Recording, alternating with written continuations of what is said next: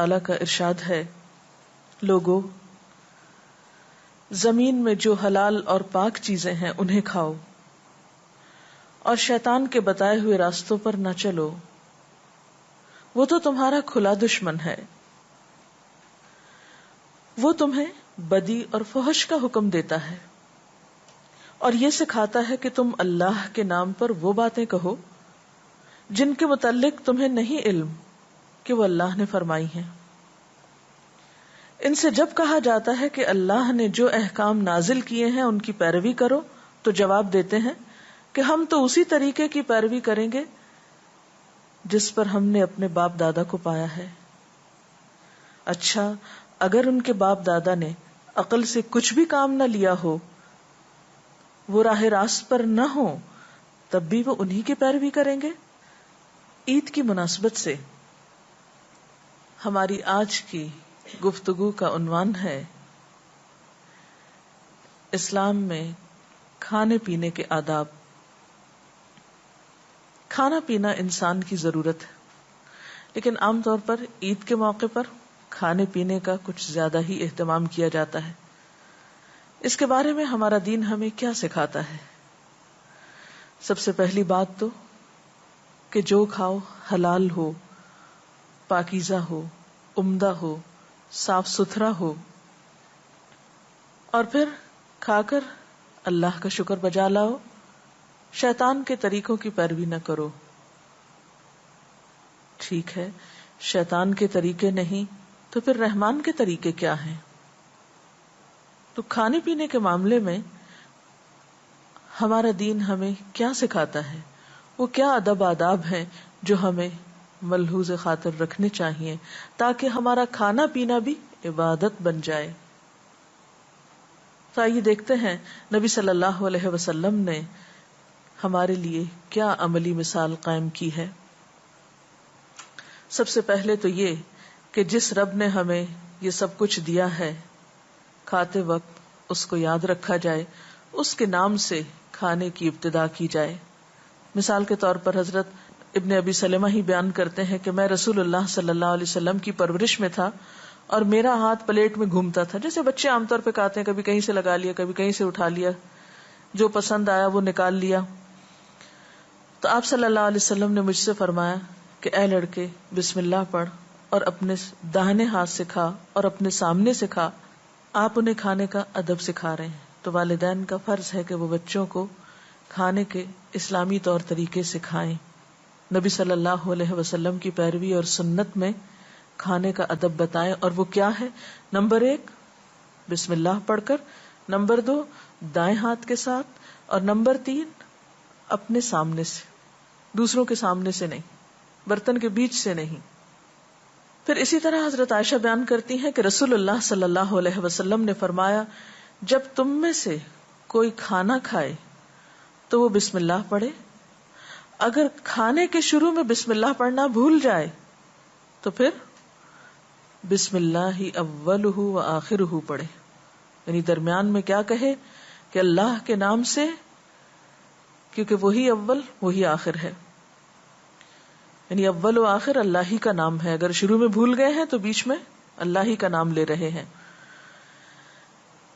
پھر اسی طرح ایک اور روایت میں آتا ہے، حضرت حذیفہ بیان کرتے ہیں کہ جب ہم کبھی رسول اللہ صلی اللہ علیہ وسلم کے ساتھ کھانا تناول کرتے تو ہم اس وقت تک اپنے ہاتھ کھانے میں نہ رکھتے جب تک کہ رسول اللہ صلی اللہ علیہ وسلم اپنا ہاتھ کھانے میں نہ ڈالتے۔ تو اس سے کیا پتہ چلتا ہے کہ کھانے کی ابتدا گھر کے بڑے شخص سے ہونی چاہیے، یعنی ابتدا وہ کرے، یا کسی محفل میں اگر کوئی بزرگ شخصیت ہے، والدین ہیں یا دادا دادی ہیں یا کوئی اور بڑا انسان ہے تو ابتدا اس سے کروانی چاہیے۔ پھر اسی طرح ایک اور جگہ پر ہمیں یہ پتہ چلتا ہے کہ آپ صلی اللہ علیہ وسلم کے ساتھ 6 صحابہ کھانا کھا رہے تھے کہ ایک دیہاتی آیا اور اس نے 2 لقموں میں سارا کھانا کھا لیا، یعنی سب دیکھتے رہ گئے اور اس نے جو کچھ تھا کھا پی کے ختم کر دیا۔ آپ صلی اللہ علیہ وسلم نے فرمایا، خبردار، اگر یہ بسم اللہ پڑھتا تو یہ کھانا سب کے لیے کافی ہو جاتا، تو اس سے یہ بھی پتہ چلتا ہے کہ بسم اللہ پڑھنے سے کھانے میں برکت ہوتی ہے. پھر اسی طرح کھانا کھانے کے بعد جب دسترخوان لپیٹ دیا جاتا تو حضرت ابو امامہ بیان کرتے ہیں کہ آپ صلی اللہ علیہ وسلم دعا پڑھتے، الحمدللہ حمدا کثیرا طیبا مبارکا فیہ غیر مکفی ولا مستغنن عنہ ربنا. ترجمہ ہے، تمام تعریف اللہ کے لیے ہے، بہت زیادہ تعریف، عمدہ، بابرکت، نہ اس سے کفایت کی گئی ہے اور نہ ہی اے ہمارے پروردگار ہم اس کھانے سے مستغنی ہیں. یعنی ہم تیری تعریف کا حق بھی ادا نہیں کر سکتے اور یہ کھانا بھی ہماری ضرورت ہے، ہم اس سے بے نیاز نہیں رہ سکتے. یعنی نہ تجھ سے بے نیاز رہ سکتے ہیں اور نہ تیری نعمتوں سے، اس لیے جب تیری نعمت استعمال کر رہے ہیں تو تیرا نام بھی ضرور لینا چاہتے ہیں. پھر اسی طرح ایک اور دعا بھی ہے، کھانے کے آخر میں پڑھی جا سکتی ہے، الحمدللہ الذی اطعمنا وسقانا وجعلنا مسلمین. اسی طرح ہم دیکھتے ہیں کہ نبی صلی اللہ علیہ وسلم جب کھانا کھاتے تو کھانے کے عیب نہیں نکالتے تھے، جو سامنے آتا کھا لیتے اگر پسند ہوتا، اور اگر پسند نہیں ہوتا تو خاموشی اختیار کرتے.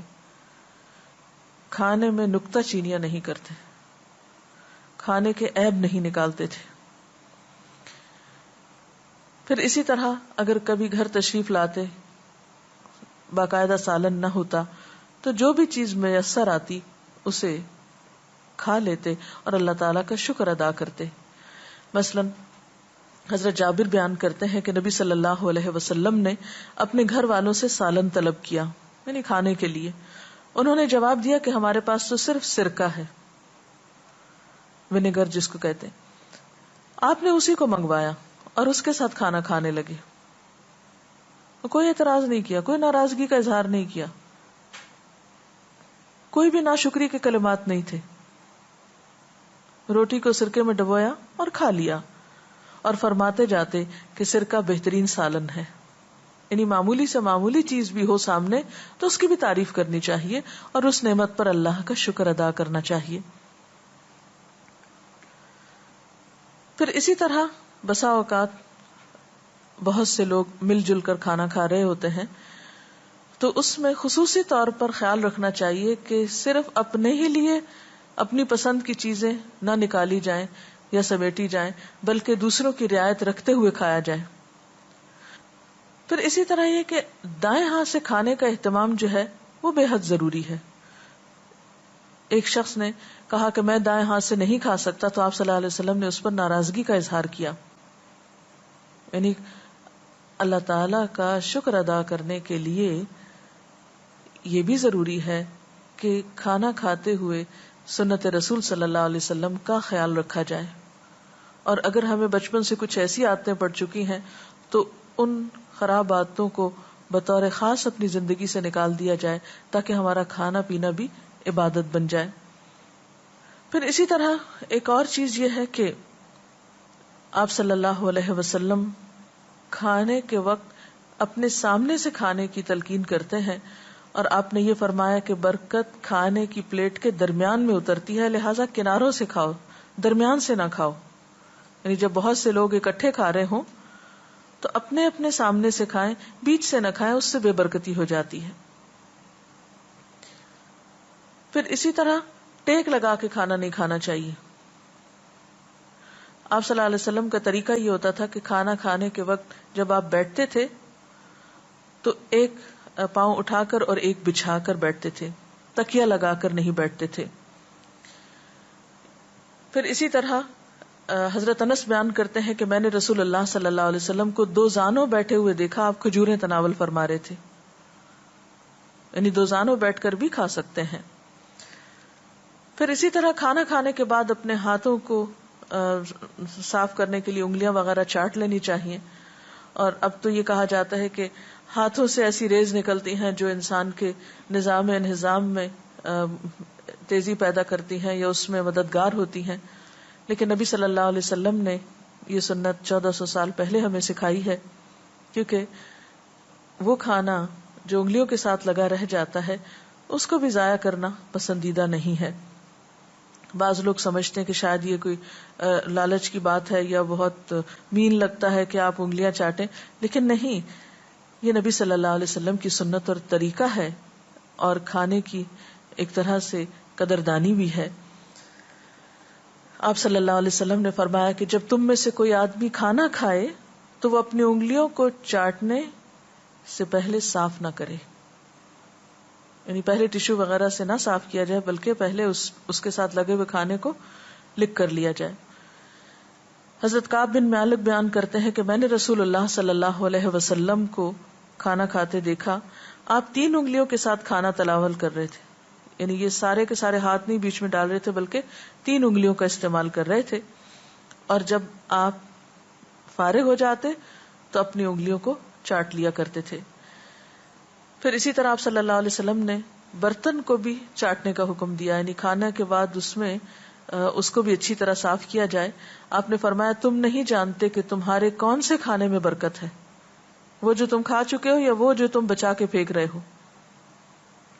اس لیے ضروری یہ ہے کہ پہلے تو حسب ضرورت اتنا نکالا جائے جتنا آپ کو کھانا ہے، زائد نہ نکالے، لیکن بسا اوقات انسان نکال لیتا ہے لیکن اس کا دل نہیں چاہتا پھر کھانے کو، تو ایسی صورت میں بھی کسی اور کو کھانے میں شریک کر لے، یا یہ کہ جب کھا چکے تو کچھ حصہ چھوڑ نہ دے۔ پھر اسی طرح ہمیں یہ بھی سکھایا گیا ہے کہ کھانا کھانے کے بعد اور کھانا کھانے سے پہلے ہاتھ بھی دھوئے جائیں، یعنی ابتدا میں بھی اور آخر میں بھی۔ پھر اسی طرح اکیلے کھانا کھانے کی بنسبت مل کر کھانا زیادہ پسندیدہ ہے اور اس میں برکت بتائی گئی۔ پھر اسی طرح کھانے کے علاوہ پینے کا بھی خاص ادب بتایا گیا کہ پانی پیتے وقت پانی کے گلاس میں سانس نہ لیا جائے بلکہ 3 سانس میں پانی پیا جائے، دائیں ہاتھ سے پیا جائے، بسم اللہ پڑھ کر پیا جائے، بیٹھ کر پیا جائے، 3 سانس کے ساتھ یعنی 3 دفعہ روک کر پانی پیا جائے، اکٹھے ہی نہیں سب کچھ پی لینا چاہیے۔ حضرت عبداللہ بن عباس بیان کرتے ہیں کہ رسول اللہ صلی اللہ علیہ وسلم نے فرمایا ایک ہی بار یعنی ایک سانس میں اونٹ کی طرح نہ پیو بلکہ 2-3 سانس میں پیو، یعنی اگر 3 نہیں تو 2 کی بھی اجازت ہے، مگر ایک سانس کی اجازت نہیں ہے کہ ایک ہی دفعہ میں انسان گلاس خالی کر دے یا کپ خالی کر دے۔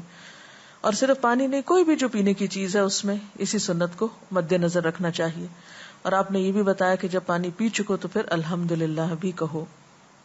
پھر اسی طرح ہم دیکھتے ہیں کہ آپ صلی اللہ علیہ وسلم نے مشک وغیرہ کو منہ لگا کر پانی پینے سے منع کیا، یعنی کسی ایسے برتن سے نہیں پینا چاہیے کہ جس کے اندر سے نظر نہ آ رہا ہو سکتا ہے کہ اس کے اندر کوئی ایسی چیز ہو کہ جو انسانی صحت کے لیے نقصان دہ ہو۔ اسی طرح بوٹلز کو منہ لگا کر پینا اور پھر اس میں باقی پانی چھوڑ دینا، بعض اوقات وہ بیکٹیریا کی افزائش کا سبب بنتا ہے اور صحت کے لیے نقصان دہ ہوتا ہے۔ اسی طرح ہم دیکھتے ہیں کہ آپ صلی اللہ علیہ وسلم نے کھانے پینے کی چیزوں میں پھونک مارنے سے منع کیا، اور یہ بھی ایک فیکٹ ہے کہ انسان جب سانس اندر لے کے جاتا ہے تو آکسیجن اندر جاتی ہے، اور جب باہر نکالتا ہے تو کاربن ڈائی آکسائڈ باہر آتی ہے، اور وہ ایک زہریلی گیس ہے۔ اس کو جب کھانے کے اوپر پھونکتے ہیں تو کھانے کے اندر ناپسندیدہ اثرات پیدا ہوتے ہیں۔ اس لیے آپ صلی اللہ علیہ وسلم نے 1400 سال پہلے ہی ہمیں یہ سنت سکھائی کہ اس چیز سے پرہیز کیا جائے۔ پھر اسی طرح چلتے پھرتے ہوئے کھانے سے منع کیا گیا ہے، یعنی گھوم پھر کر ادھر ادھر یا کھڑے ہو کر کھایا پیا جائے تو یہ ایک ناپسندیدہ چیز ہے، الا یہ کہ آپ کے پاس کوئی کھانے پینے کے لیے باقاعدہ جگہ نہیں ہے تو اس صورت میں آپ مجبوراً کھڑے ہو کر بھی کھا سکتے ہیں یا پی سکتے ہیں۔ پھر اسی طرح یہ ہے کہ کھلانے والا یا پلانے والا پہلے دوسروں کو سرو کرے اور سب سے آخر میں خود اپنے لیے اہتمام کرے۔ تو یہ چند ایک سنتیں تھیں جو نبی صلی اللہ علیہ وسلم نے ہمیں کھانے پینے کے بارے میں بتائی ہیں۔ امید ہے کہ عید کے موقع پر جب آپ طرح طرح کے کھانوں سے لطف اندوز ہو رہے ہوں گے تو ایسے موقع پر اللہ تعالیٰ کی شکر گزاری کے طور پر ان سنتوں کو بھی مد نظر رکھیں گے۔ اللہ تعالیٰ ہمیں بہترین عمل کی توفیق دے۔ اب اس سلسلے میں اگر آپ کے ذہن میں کوئی سوال ہے تو آپ کر سکتے ہیں۔ عید کے موقع پہ ہم اتنا زیادہ گوشت کا انٹیک کر لیتے ہیں کہ بالآخر ہم بیمار ہو جاتے ہیں، کیونکہ ہم جہاں کہیں بھی جاتے ہیں تو ہماری خاطر تواضع اسی سے کی جاتی ہے، تو اس اسراف سے ہم کس طرح خود کو بچا سکتے ہیں؟ جی، آپ کی بات درست ہے کہ بہت سے لوگ عید کے موقع پر اس بات کا خیال نہیں رکھتے کہ وہ کتنا کھائیں، عموماً ضرورت سے زائد کھا لیتے ہیں، یا پھر اس کا سبب یہ بھی ہوتا ہے کہ آپ جہاں بھی جاتے ہیں آپ کو کھانے کی دعوت دی جاتی ہے یا کھانا وافر مقدار میں موجود ہوتا ہے، تو کھانے پر اصرار بھی کیا جاتا ہے اور انسان پھر دوسروں کا لحاظ کرتے ہوئے زیادہ ضرورت کھاتا رہتا ہے. تو اس سلسلے میں یاد رکھیے کہ اللہ سبحانہ و تعالیٰ قرآن پاک میں فرماتے ہیں کلوا واشربوا ولا تسرفوا، کھاؤ اور پیو لیکن اسراف نہیں کرو، حد سے زیادہ نہیں کھاؤ. کھانا جہاں اللہ کی نعمت ہے وہاں اس کا زائد ضرورت استعمال جو ہے وہ انسان کے لیے باعث زحمت ہے، بہت سی بیماریوں کا سبب ہے. نبی صلی اللہ علیہ وسلم کا طریقہ یہ تھا کہ جب تک بھوک لگی نہ ہوتی تھی کھانا کھاتے نہیں تھے، اور ابھی کچھ بھوک باقی ہوتی تھی تو کھانے سے ہاتھ کھینچ لیتے تھے. تو اس لیے اگر ہم سنت کی پیروی کریں گے تو انشاءاللہ کھا کر بیمار نہیں ہوں گے. جی اور کوئی سوال؟